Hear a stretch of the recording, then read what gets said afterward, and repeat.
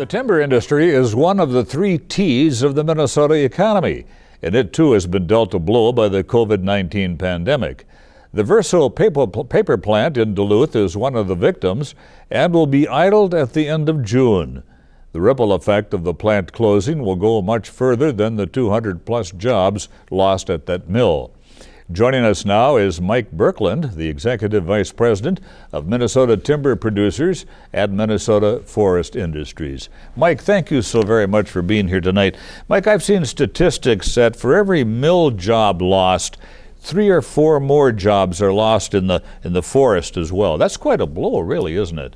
Yeah, those numbers are right on for paper mills. Yeah. You know, the supply chain, the entire supply chain has been affected by this closure, and there's been another mill in Wisconsin Rapids, a Verso plant that was idled as well, and so that was, and some of our wood from Minnesota went there. So there are far-reaching impacts when we're talking about situations like this. Yes, for loggers, for truckers, and for other folks as part of the supply chain. So Mike, talk to us a little bit about the impact the Verso closing has.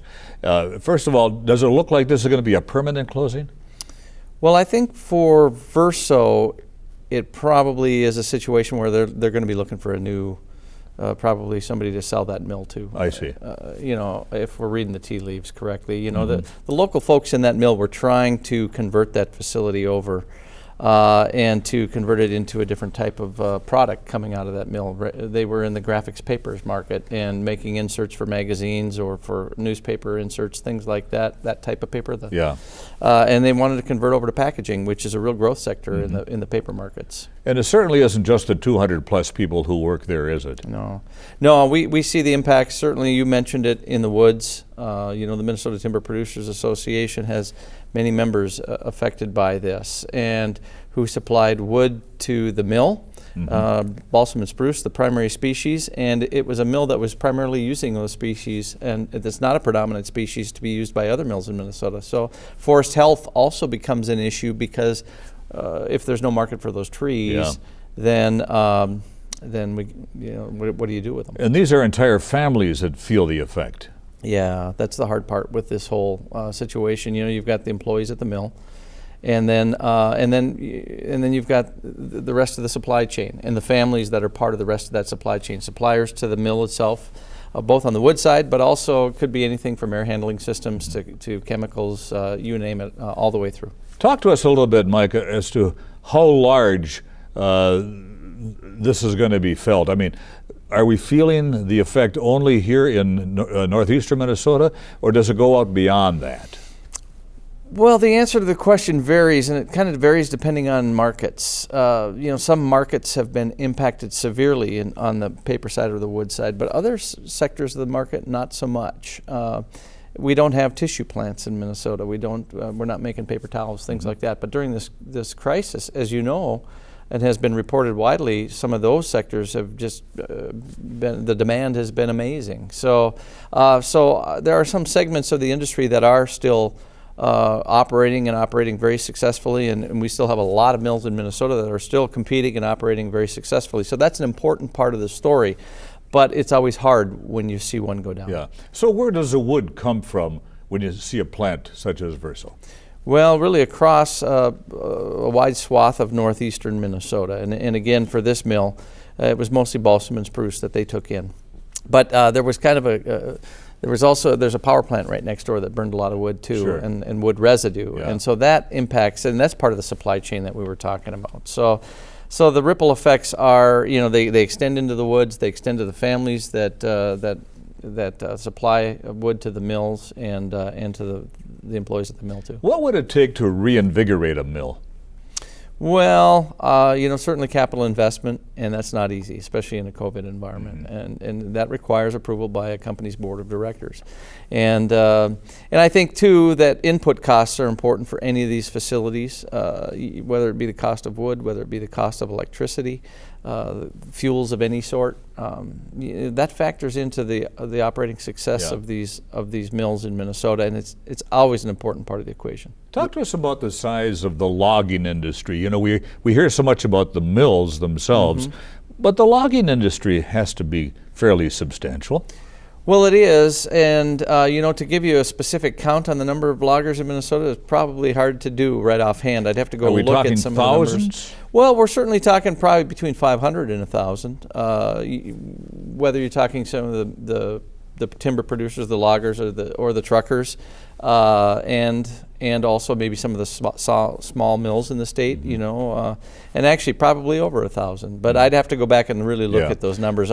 I think the DNR has them on their website. I probably should go back and look after this. How many mills are there in Minnesota?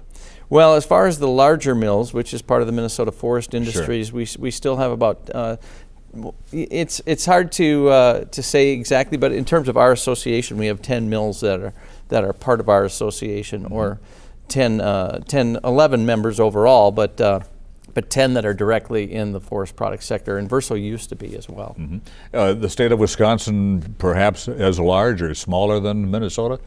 I think they have a larger paper manufacturing sector yet, but the industry as a whole has been impacted in many ways, shapes, and forms throughout the Midwest over the last 20 years. Yeah. It's really been a challenge. There's been a lot of changes with technology. We heard Anna Tansky mention earlier Right. about good old-fashioned hard copy brochures that they're sending out right now.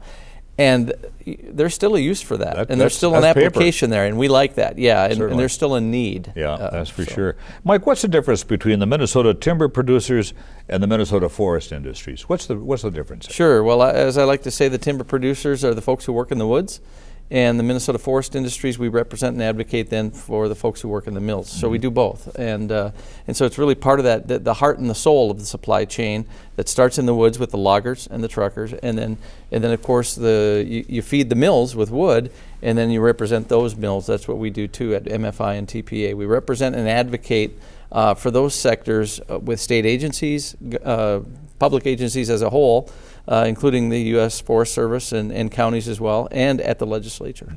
Is logging a year-round industry? Well, yes. Largely it's a year-round industry. There are times of the year, though, where you're going to stockpile your wood. And spring breakup, it's kind of like the roads in Minnesota, where you're going to you're not going to want to impact the land because of frost coming out of the ground and things like that. So there's less activity in the spring. But overall, it's a year-round activity. Do loggers get involved in conservation at all? Absolutely. We have guidelines for forest management in Minnesota. Tell us about that. And so everything to protect water quality, to enhance wildlife habitat, to create conditions for that might create opportunities for recreation, walking trails or even woods trails, things like that. And of course, then you've got just forest management in and of itself. And so you can manage for a wide range of values, and for the sustainability of the forest, and providing products that meet people's needs. What's the biggest challenge right now facing the timber industry? The COVID crisis certainly has thrown everybody for a loop. It was certainly unexpected. It was, and so then you have to adapt. But the challenge now is, how long will this go? We don't know when we're going to see the other side of this. We don't know how long that will be, and what kind of lingering effects we'll see from a market perspective. And so we've seen a lot of rolling outages and some temporary shutdowns at some of the facilities related to market conditions. And once COVID ends, what else is out there? Well, I think that we're going to be looking at, hopefully we're going to be looking at a situation where we're going to maybe see some reinvestment. We'd love to see some reinvestment maybe in this Verso mill in Duluth here. And maybe it's somebody else who comes in and maybe they convert the facility, maybe they run the machines as they're designed. But that's what I think, if there's a silver lining, that's what it would be at this point, is that the industry begins to grow again in the state. Is this considered to be a large mill in Duluth? Well, it's certainly, for Duluth, it's a good-sized mill. Compared to other mills, the Wisconsin Rapids mill was probably 3 or 4 times the size overall in terms of the wood that it took in. And that was a mill that shut down as a result of the Verso announcements as well. Where in Minnesota is the heaviest amount of logging being done, Mike? Well, mostly, if you kind of think about Hinckley North, and then the forest land in Minnesota kind of runs at an angle from northwestern Minnesota all the way down to the southeastern point of the state, and there's so much forested region. We got about 17 million acres of forest land in Minnesota. That's a lot, yeah. Yeah, and we harvest about 1% per year. We grow 3 times more trees than we harvest in a year. So forest management is a big part of that equation, and so it's a patchwork too of, Sure. of those 17 million acres. So Yeah. so it's hard to Yeah. pinpoint exactly, but Okay. certainly a big chunk of northern Minnesota. Mike Birkeland, thank you for telling us this story. Appreciate it. Yeah, thanks, Denny.